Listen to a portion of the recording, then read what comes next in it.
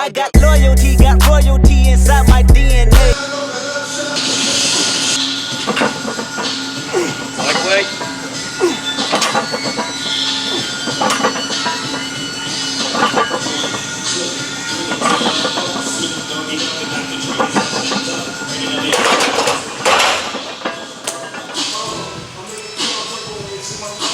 Okay guys, so we just finished up the first set of 6 with 490 pounds. But as you guys can tell by the title of this video, we're gonna be talking about Kendrick Lamar's new album, Damn. Okay guys, let's talk about Kendrick Lamar's 4th studio album, Damn. Now when it initially came out, I was like, bruh, Kendrick Lamar has dropped. I was sitting down on my laptop and I was literally listening to it over and over and over again, like for 4 hours straight. I was just like, yeah. So let's talk about the individual tracks on this album. Now the first track is called Blood. Now Blood is like kind of a skit talking about like this blind lady that's weak, or she's like looking for something, and Kendrick Lamar like offers to give her help, and she's like, he's like, did you lose something? And she's like, yeah, your life or something like that. And he like turns around, and I guess she turns around and shoots him. You've lost your life. And it kind of confused me. I was like, I don't know if this is a metaphor for something. And like, as the track goes, as the album goes on, you start realizing that he's talking about life and death a lot. Like he's talking about killing people, or he's talking about dying himself. He's talking about like, if someone does this to me, I'm gonna kill him, or I can't understand how something like this could happen to me, and like I want to kill someone else. So I was just like, okay. As I was listening through the album, I'm like, this has like a life or death type of theme. Like he keeps talking about life and death and like what's righteous and what's not righteous. And when you think about kind of like what does it mean to have like this lady that's like weak, right? This lady that needs assistance, but she turns around and kills Kendrick. There's like a line in the song after that where he talks about how like his last album, he tried to give black people hope, but it turned around and bit him in the ass. So it's like, it's kind of like, okay, I tried to help you guys didn't want it. You guys murdered me and assassinated my character and assassinated my integrity. So I'm like, I'm looking at the blind woman's dad. He felt like he was the person to help hip hop out, but hip hop then turned around and criticized him because his last album, To Pimp a Butterfly, wasn't really received well initially. Over time, it grew and became like a really, really dope album. But like, I remember when it first came out, everyone was like, what is this? Like, what is he doing? What is he trying to make? Like, I don't like this new sound of Kendrick. And it was like really interesting to hear Blood. And I think that's what I got from listening to Blood. So yeah, it was like a loaded message, but it was like an interesting little skit. Okay guys, let me hurry up and get this next set of 6 out of the way.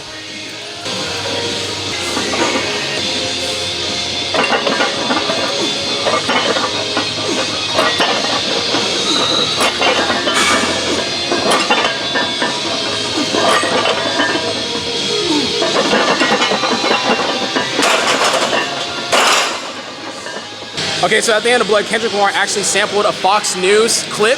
Did you catch that? Lamar stated his views on police brutality with that line in the song, quote, "And we hate the po-po, want to kill us in the street, faux show." Ah, please. Ugh, I don't like it. That was like, kind of like, okay, so he made a song on his last album, To Pimp a Butterfly, right?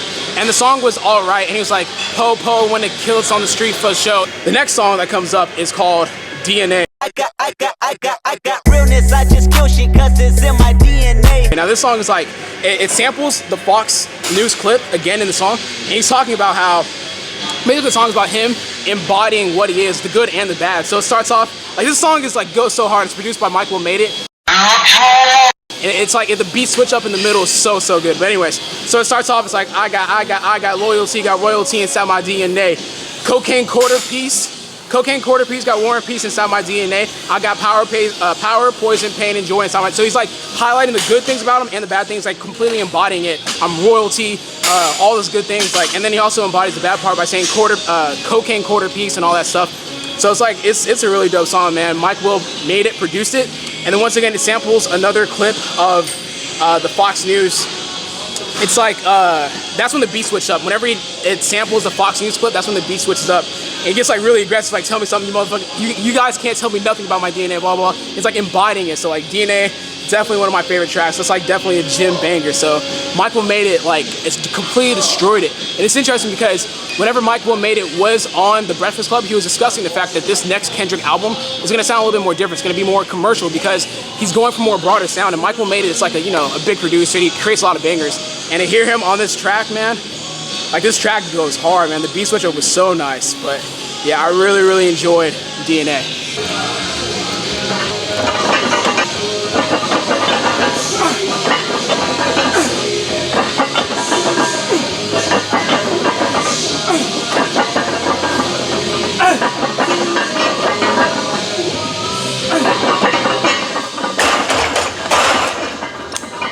Okay, so we just wrapped up the third set. We got 2 more sets left on on squat with 490 pounds. But let's talk about the next track, Yeah.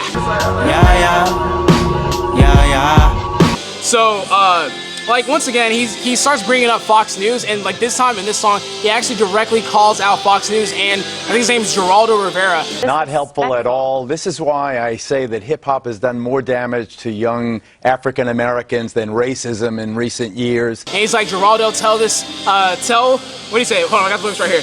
He said, Fox News want to use my name for a percentage. My latest muse is my niche worth living. See me on TV and scream, that's Uncle blah, blah, blah.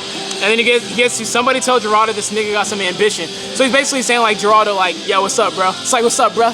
I heard you talking. So the song kind of goes into about like how he mentions he has some biblical references. Like he says he's an Israelite. He identifies with the Israelites, meaning like he's like the chosen one. He's like God's chosen person or God's chosen people. Instead of identifying with the term black, like he's like, I'm not black. I'm an Israelite. I'm God's chosen people. Meaning like he's saying like identifying him with black is not factual. Like that's not factual anymore. Say that I'm a person of God. I'm God's chosen people. That's more factual than calling me black. Like he's trying to say that he's more than just a black person, because what people, I guess, put on black people, he doesn't identify with anymore. So that's what he's saying. Like he's moved on above that. He's bigger than that. He's bigger than just a word that literally just means a color. He's like, I'm bigger than color. Like I'm something different. I'm a chosen person, or I'm God's chosen person or people. And he just goes on to like, the song Yeah is pretty chill. I like the vibe of it. Like once again, he uses his voice in a different way, and this is like the evolution of Kendrick Lamar. His ability to use his voice and like just kind of like maybe make it high pitched or low pitched, or just kind of like yeah. Like he has like kind of a chill vibe to it, where he's kind of talking to you and whispering in sort of a way. So I really enjoyed it. Yeah, like usually I wouldn't like tracks like this. Like I'd kind of skip over it, but like his lyrics, man, what he's talking about in this song, I just really vibe with it, man. And yeah, it's a pretty solid track, man. I really like Yeah. I pull up, hop out, air out, make it look sexy. They won't take me out of my element. Nah, take me out of my element. Okay, so let's get to the next song, Element. If I gotta slap a pussy ass nigga, I'ma make it look sexy. Now this song is like actually one of my favorite songs on this album. So like I listened to it over and over again. I was trying to find like a deeper meaning. But I think it's just one of those songs where you're kind of reestablishing the fact that he's the best rapper out, and he's willing to do whatever it takes to make sure that you understand that he is the best, most lyrical rapper out right now. So there's a lot of lines in here. There's a lot of quotables. He talks about, I like the chorus. All right, so the chorus goes, if I gotta slap a pussy ass nigga, I'ma make it look sexy. If I go hard on a bitch, I'ma make it look sexy. I pull up, hop out, air out, make it look sexy. They won't take me out of my element. Nah, they won't take me out of my element. So like there's so many quotables in this, man. He's basically detailing his struggles up to his path of success. He's like, I'm willing to die for this shit, and like all this different stuff, like might take a life for this. It's like the track goes really hard. Once again, it's just himself reestablishing his dominance on the rap game right now. So like it goes really nice, man. So it's like he's talking about like my dad commissary made it a comma. So he's basically saying like his dad serving jail time, like his commissary has his sacrifice in that has allowed him to make commas. So it's like it's stuff like that, man. It's just, oh man, I'm like reading the lyrics as I'm going. I'm just like, sheesh. 7 figures, ho, yeah, that's slimmer than my bitch figure. Like, damn, he's saying like 7 figures. He's like, man, that's nothing to me. That's slimmer than my chick, bro. Like, oh, that goes hard, man. Yeah, Element is definitely one of my favorite songs. So let's move on to my 4th set or 5th set. I think it's my last set on Squat. Pretty sure it's my last set. All right, let's move on to my last set of Squat and then talk about the next couple of tracks.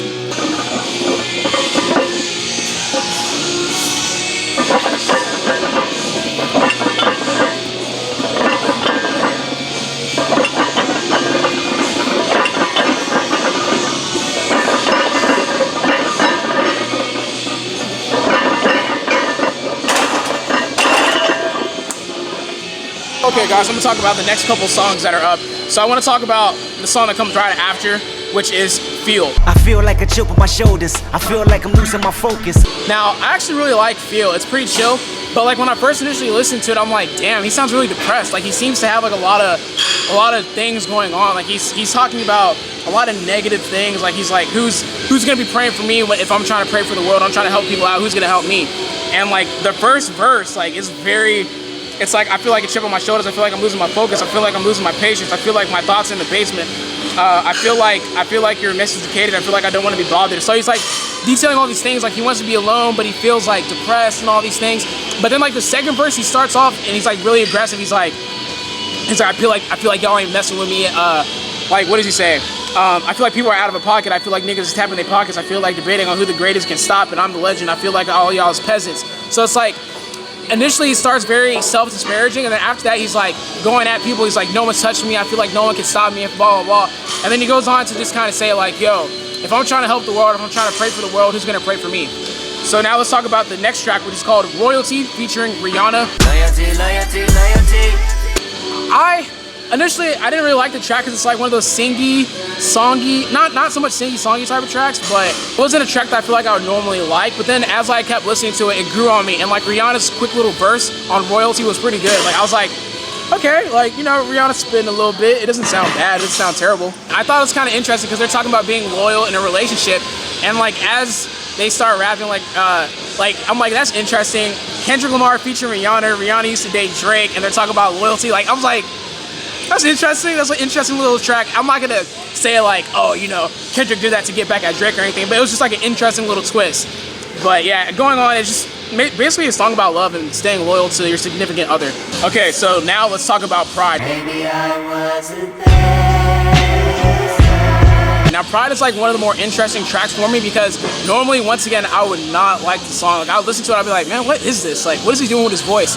But I've listened to Earl Sweatshirt and Tyler the Creator, and they've done this vocal pitch change in their songs before. So it goes like from high to low. So Pride is just basically talking about his pride as being one of the best rappers. It's like he's kind of being vulnerable and opening up to the listener. And it was like really interesting because like it goes from high to low. It's like, hey, thanks, have pleasure. It's like really interesting. So it was an interesting song. Like once again, normally I wouldn't like it, but this goes to the evolution of Kendrick Lamar, like his ability to use his voice in different ways to kind of entice the listener and show him that he has a lot of range as an artist. So I attribute that to his growth, and I was like, that's good. Like I like the song. Like normally I would have skipped it, but it turned out really solid. Okay, guys, now let's move on to one of my favorite tracks on the album, Humble. My left stroke just went viral. Now, Humble was produced by Mike Will Made It. So that's like 2 tracks so far. So DNA was produced by Mike Will Made It, and then Humble was produced by Mike Will Made It. And this, man, it goes hard. So it's like, nobody pray for me. It's been the day for me. Yeah. So like, I'm just gonna read a couple lyrics off of this. So it's like he talks about humbling, like I guess like these lyrics are gonna humble the rap industry, and like how it starts off by him humbling himself while he's on his path to success. So it's like, I remember syrup sandwiches and crime allowances, finesse a nigga with some counterfeits, but now I'm counting this. Parmesan where my account lives, and in fact I'm down in this. So it's like, he remembers eating syrup sandwiches. I don't know if you guys have even eaten syrup sandwiches before, but he's talking about like his poor upbringing. I actually remember eating syrup. Have you ever had a syrup sandwich? It doesn't taste that bad. But anyways, he's talking about eating syrup sandwiches, but now he remembers syrup sandwiches and crime allowances, basically saying like, he sees syrup sandwiches and his allowance came from doing crime and robbing people. But now he's counting Parmesan where his accountant lives. So like now he's counting up greens where his accountant lives. He's making money now, all that good stuff. But I want to talk about the controversial statement he made that kind of blew up social media. So the statement that he made is, I'm so fucking sick and tired of the Photoshop. Show me something natural like that fro on Richard Pryor. Show me something natural, an ass with some stretch marks. Still will take you down right on your mama's couch with polo socks. Hey. So it's like, I didn't even understand how that track got a lot of flack, because he's basically bringing up black women. He's saying like, yo, you don't need to Photoshop yourself in order for me to like you. Like, I'm still gonna like you even if your ass has some stretch marks. I'll still take you down on your mama's couch and give you the business. I don't know how Twitter took that and spun that to something negative. Like he's trying to say like, yo, you need to look this way, you look that. He's like, no, what he's saying is like, I don't mind if you look this way. Like, I'll still like you regardless. Like, you still get the business on your mama's couch. So I didn't understand the whole backlash with that statement. But Humble, once again, is one of my favorite tracks on this album. But it is time to get this last set out of the way. 490 pounds, 5th set of 6. Let's work.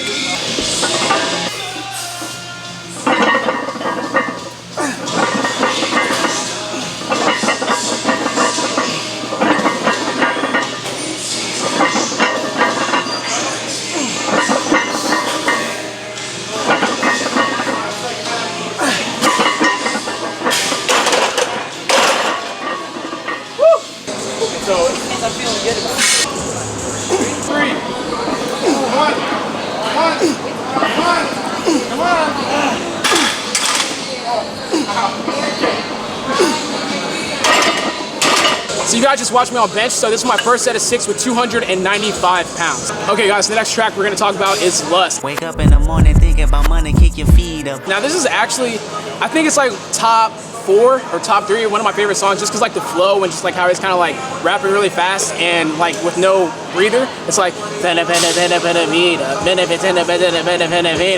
anyways, he's talking about kind of like, I feel like whenever I was listening to it, he was talking about like a daily routine that some rappers go through. So it starts off by saying, let me pull up the verses. Okay, wake up in the morning, think about money, kick your feet up, watch you a comedy, take a shit, then roll some weed up, hit you a lick, go fuck on a bitch, I'm working. So like the first half of that verse is talking about the male version of a daily routine of like, I guess like what someone's doing, right?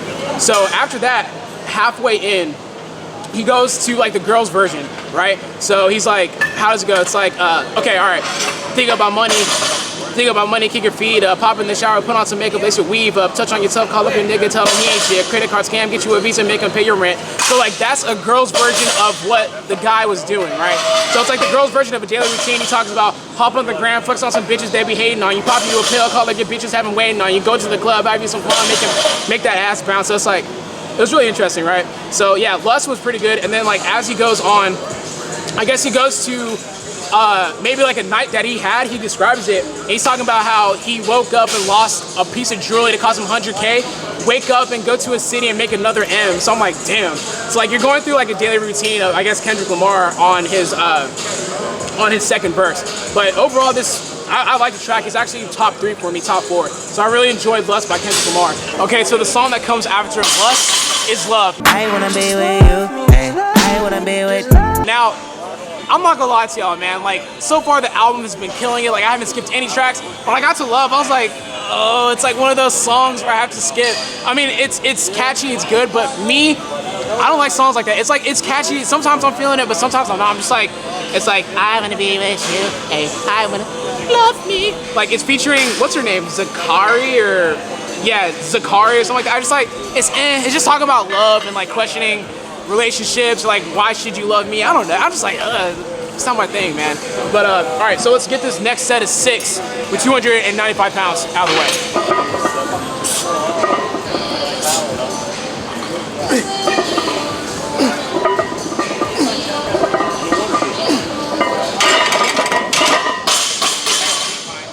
Okay, guys, I'm gonna go ahead and get another set out of the way.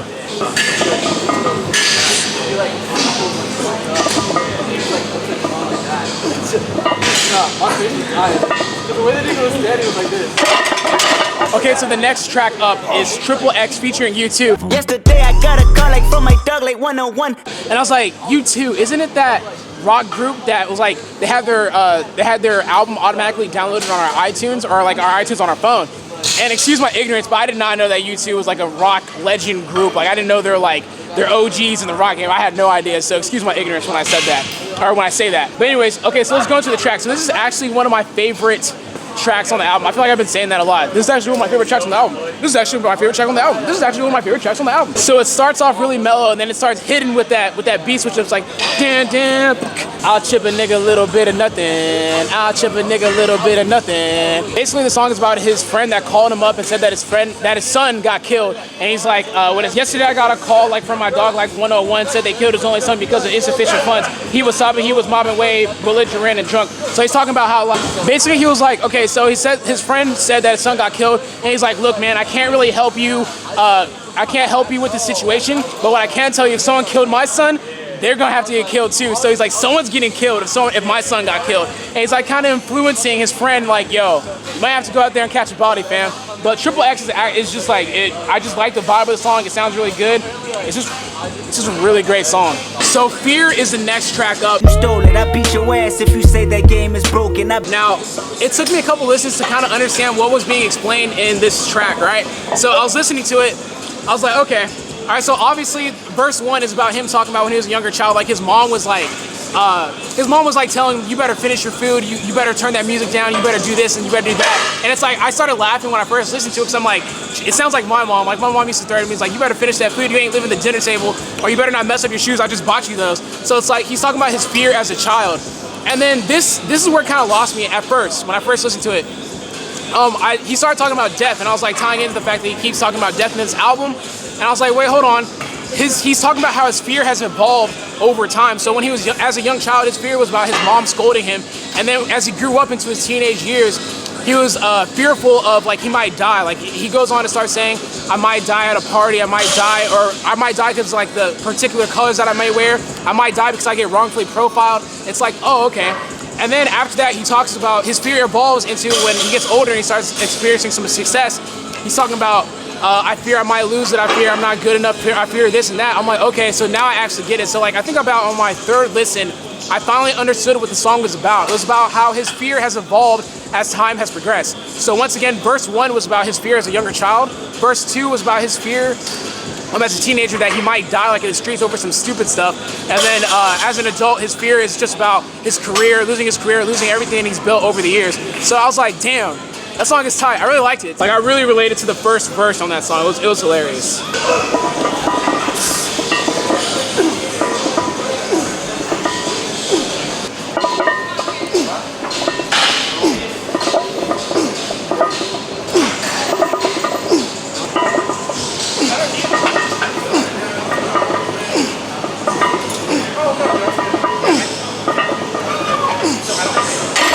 So I'm gonna go ahead and close up this album review with these last two tracks. So the last two tracks on this album is God and Duckworth. Now, whenever I got to God, laughing to the bank like, I honestly, like, I've been listening to this album over and over again, and I always tend to skip God. Now, it's like, it's where I don't really like the vibe of it. But basically what he's talking about, he's comparing himself to God and how like God has humbled him in his life and stuff like that. But I'm gonna go ahead and skip this. I'm gonna skip that and go on to Duckworth because that's probably my favorite track on this album. oh, Lamar, Hail Mary, your marijuana times is hard. Now, I'm like reading some of the lyrics as I'm going through Duckworth, but like, bruh, it is amazing. So he details the relationship that Top Dog and his dad have together, which is like really interesting because I didn't even know his dad and Top Dog had a relationship. He goes through Top Dog's upbringing, his dad's upbringing. He talks about how Top Dog was like kind of like a gangster on the street and stuff like that, and he like used to hustle and people used to be scared of him. And then he talked about his father, which came from Chicago, and like this was like the year of '84, and how Top Dog used to rob like a KFC that Kendrick's dad was working in. And like Kendrick's dad tried to get cool with Top Dog by giving him like free biscuits and chicken and stuff like that. But then he talks about how like, imagine if Top Dog decided to kill his dad, he would never get the greatest rapper alive. And then after that, the album kind of rewinds all the way back to the start. So I'm like, damn, like it's honestly my favorite track. I just left off like looking, I'm like, wow, that was like a complete, like my mind was blown. I was like, damn, imagine if Top Dog killed his dad, then Kendrick would have grew up without a father, and he would have probably never became one of the best rappers alive. So I was like, that's an interesting little twist. And if it's true, that's crazy. That's really, really crazy, man. That's so dope. But yeah, overall, man, I'm gonna have to give this album a 10 out of 10 because honestly, there's only two tracks that I skip, which is God and that singing one with Zakari. Those are the only two tracks I skip. Other than that, I listened to it all the way through. I still listen to it all the way through with those 2 tracks, but those 2 tracks I just don't really like as much. Kendrick did his thing, man. Like, he ate it. Honestly, I think we need to start talking about Kendrick. Oh, like, if he continues this, like, I think he has 2 more albums to go. If he has 2 more stellar albums like this, I'm gonna think we're gonna have to start talking about him as top 5 when he's alive, like, as he's going. Like, he's up there with Jay-Z, Biggie Smalls, Nas, like, all those great rappers. I think he's up there, honest. I think he's up there right now with them, so. Kendrick Lamar, man, lost for words. He killed it, bro. Damn, album review, 10 out of 10 in my personal opinion. So, this video is coming to an end, guys. I'm gonna finish up the rest of this workout. I hope you guys enjoyed this video. Like always, if you guys like this video, please like, comment, share, subscribe. Get better today. I'm out. Tell me something, you motherfuckers can't tell me nothing. I'd rather die than to listen to you. My DNA not for imitation.